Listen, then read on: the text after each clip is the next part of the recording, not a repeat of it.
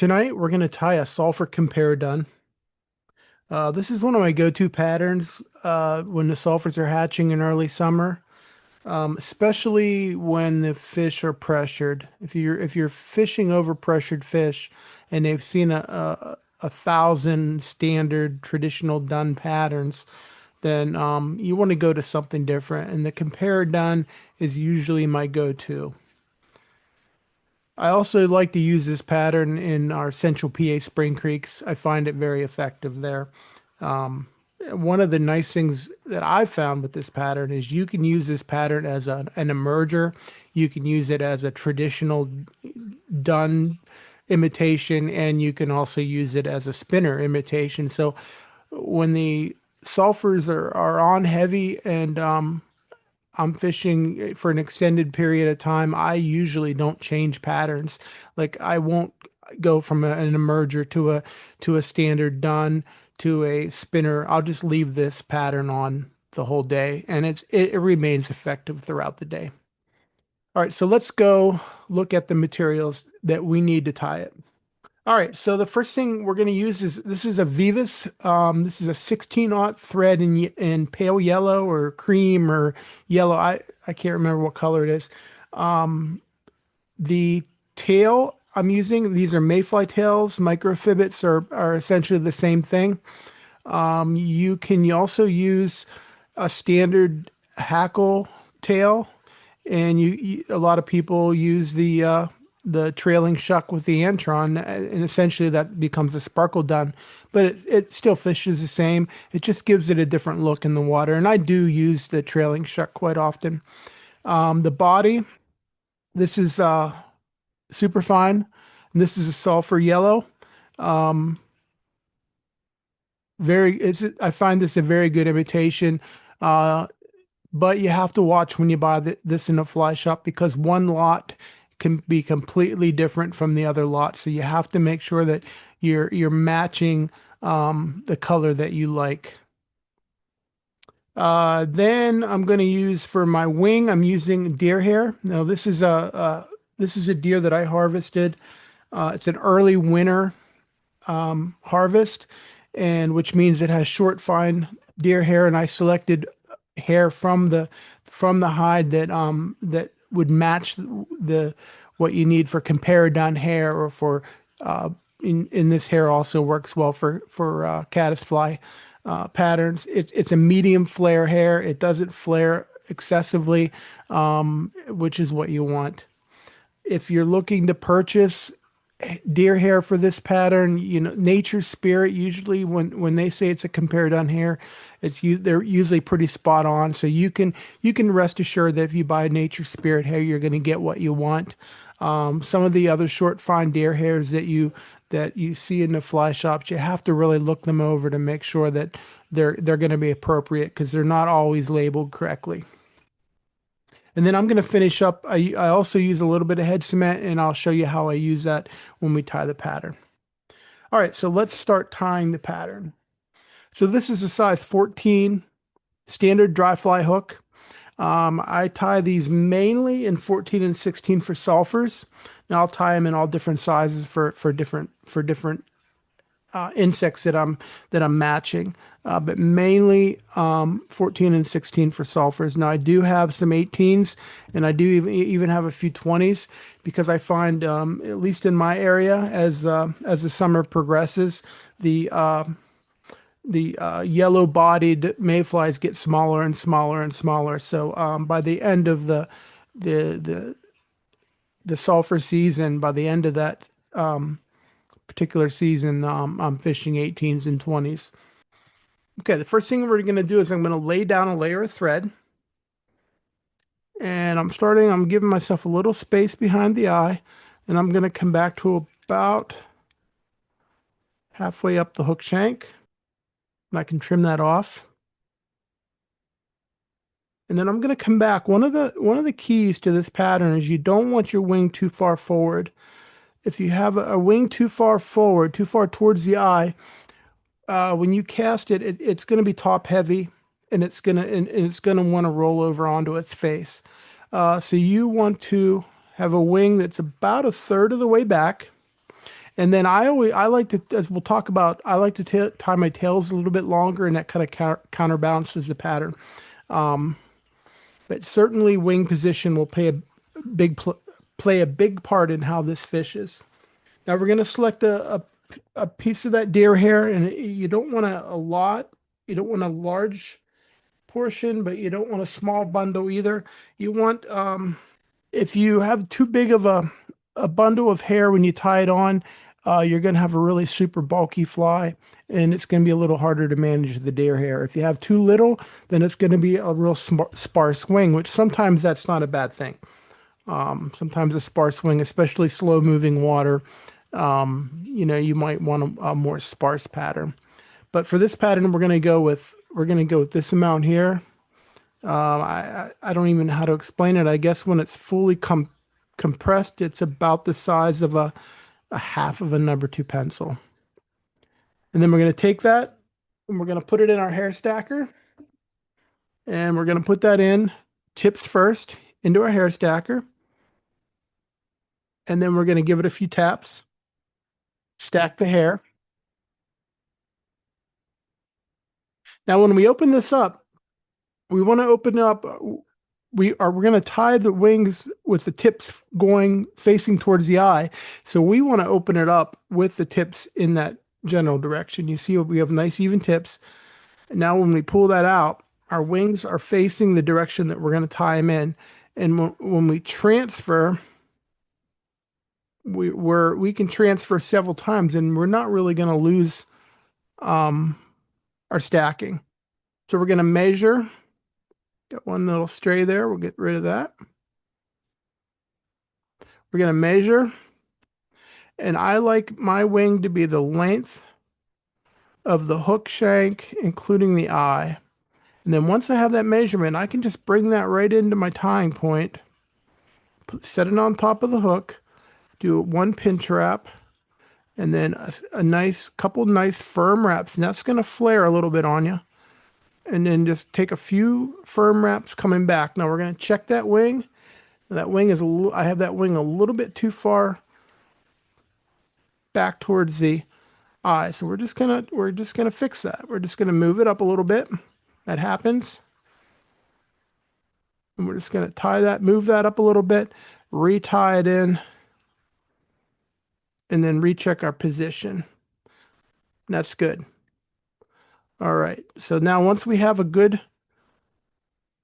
position, we're gonna do a few tight wraps back, and now we're gonna grab our butts, try to collect all the butts that we can, and we're gonna just bring in and we're gonna just cut that at a fairly sharp angle. And then we could just do a little cleanup here. You're going to be doing a little, anytime you're working with deer hair, you're going to have to deal with a little bit of cleanup.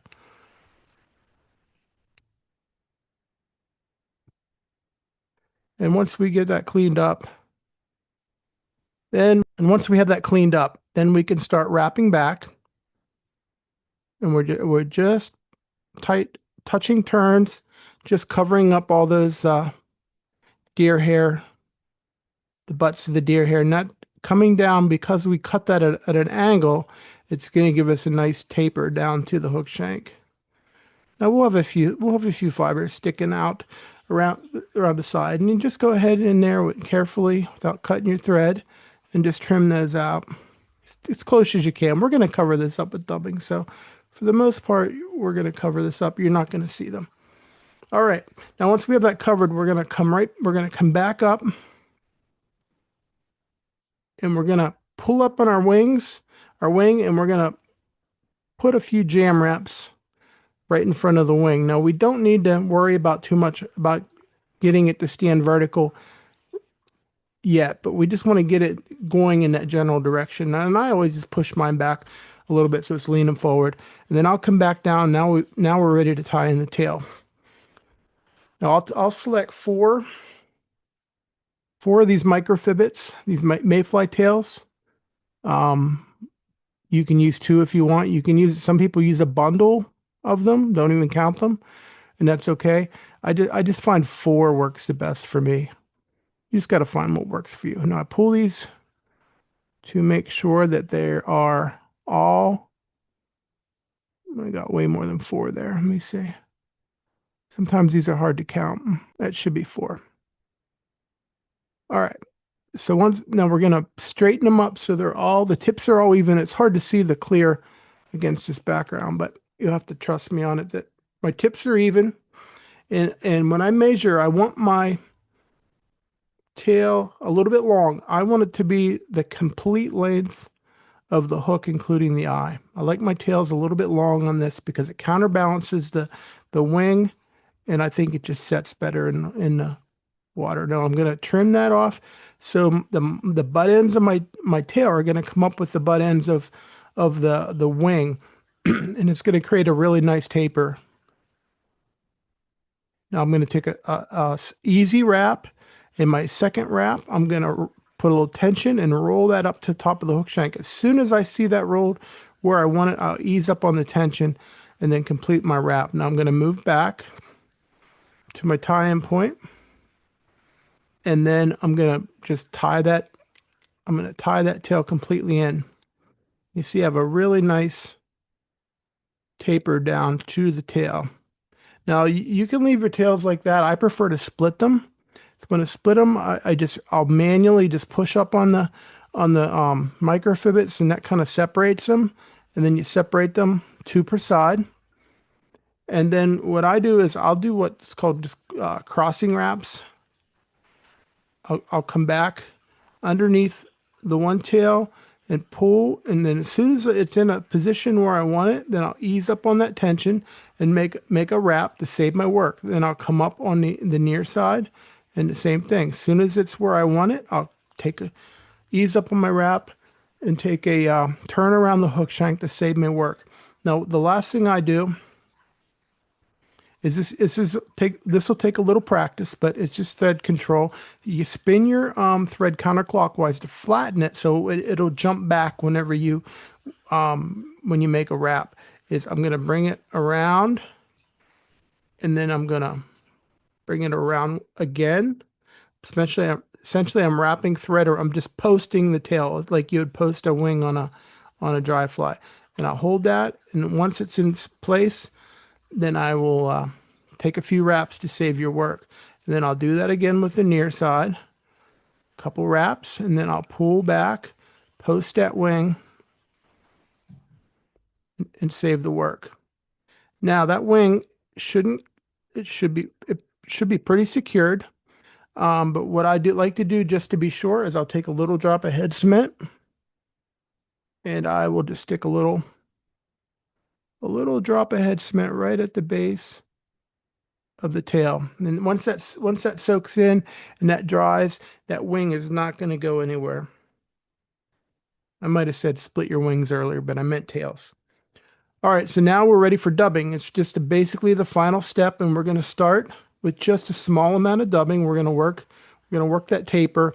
We just want enough dubbing just to coat our thread. We don't want a lot of bulk with this. And when you're dealing with deer hair, you tend to create more bulk than you want. So you got to manage your bulk in other ways to make it less. So we're just coating our thread just enough to just cover your thread, just so you can tell that it's not thread, but you don't want anything to be bulky. You don't want a big bulky noodle.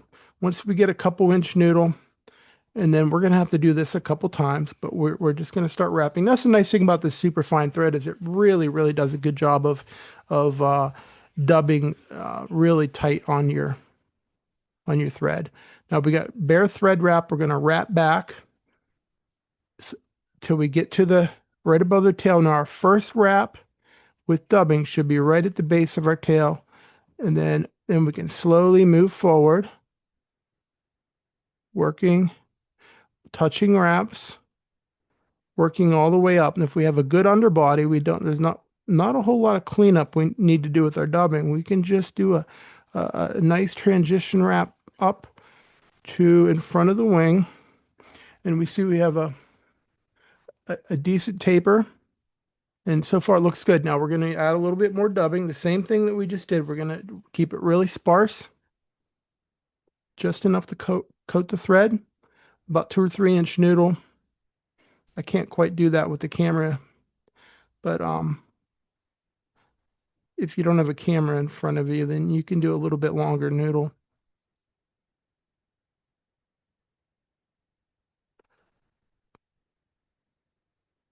Once we get that noodle, we can continue our wrap back till we get right behind the wing. Now we want to pull back on our wing. Now we're going to come to the front and we're going to do a few jam wraps with dubbing. We're really going to just press that up against the base of the wing just to lock that in place. And that's going to stand up your wing and ensure that it stays there.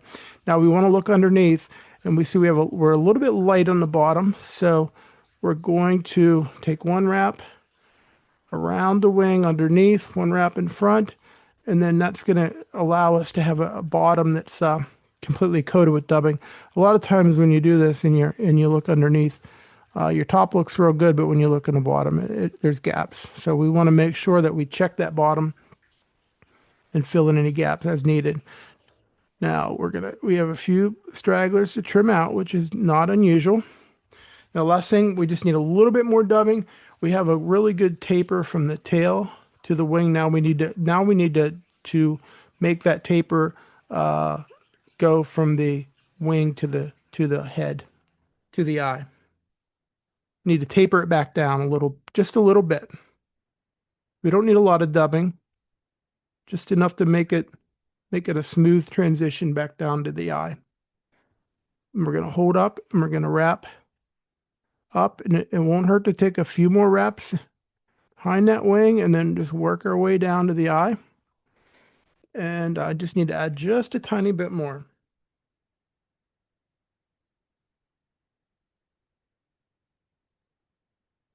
And with that,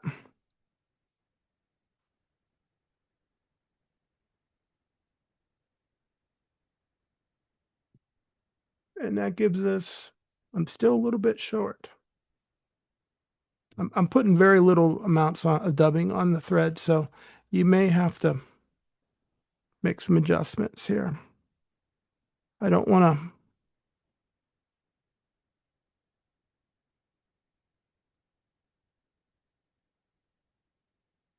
There we go. Now we got a good taper. Now we're ready for our whip finish, and then we can do the final steps to get this fly ready to fish. So we'll do a couple turn whip finish.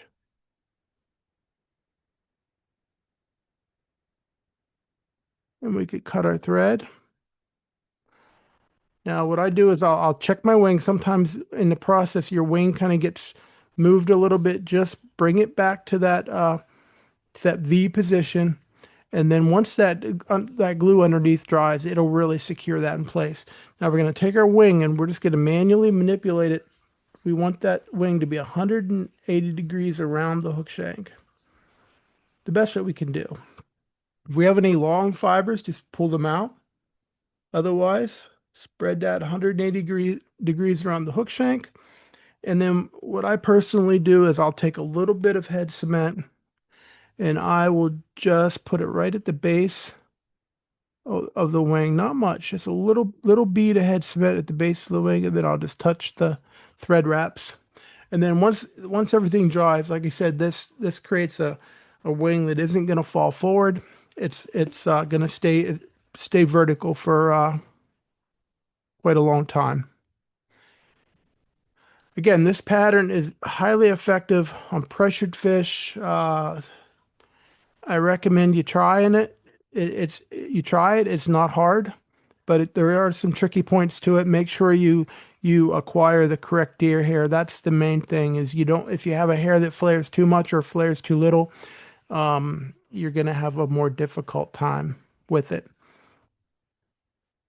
As usual, if you have any questions, leave them in the comments. Otherwise, have a good night.